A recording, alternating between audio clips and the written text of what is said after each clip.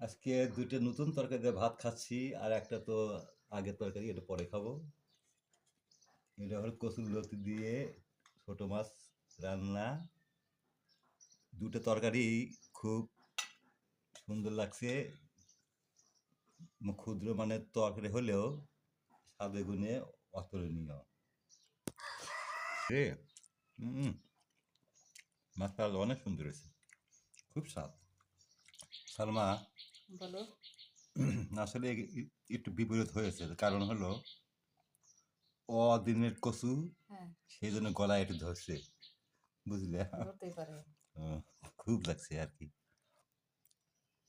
বন্ধুরা, আমার কচু যতই গলা ধরুক না কেন, কচু খেলে পেট একদম পরিষ্কার হয়ে যাবে, ওয়াশ করে খুব সুন্দর। আগে আমরা কাছে শিশি পরিষ্কার করছি তেলেলা, কচুর পাতা দিয়ে ঝাঁকানি মানি করে পরিষ্কার আছে, আর আমার সেই পেট পরিষ্কার হয়ে যায়। কচু তো খেলাম, গলা তো সেই ধরা ধরলো, কিন্তু আমি ভাবছি এগুলো তো পানিযুক্ত, গলা তো আরো ধরবে। আর ধরুক আর না ধরুক, জীবন থাকে আর যায়, আমিও খাবোই। এখন আমার খুব লোভ লোভ ধরেছে, কারণ অনেকদিন পরে আজকে আনা হয়েছে কাদাইন, তো না খেয়ে মনটা আমার ভরছে না।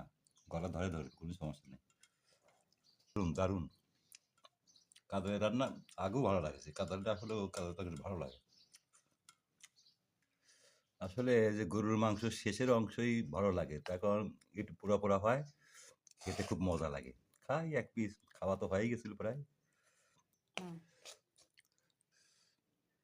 গরুর মাংস যত জাল পরে তত মজা লাগে, নরম আছে খাতু, বেশ ভালো লাগে এগুলো, বুঝছো? বেশি মজা। বন্ধুরা, আজকে ভিডিওটা আমি করে দিলাম, অবশ্যই দেখে যদি পছন্দ হয় লাইক কমেন্ট করবেন। আর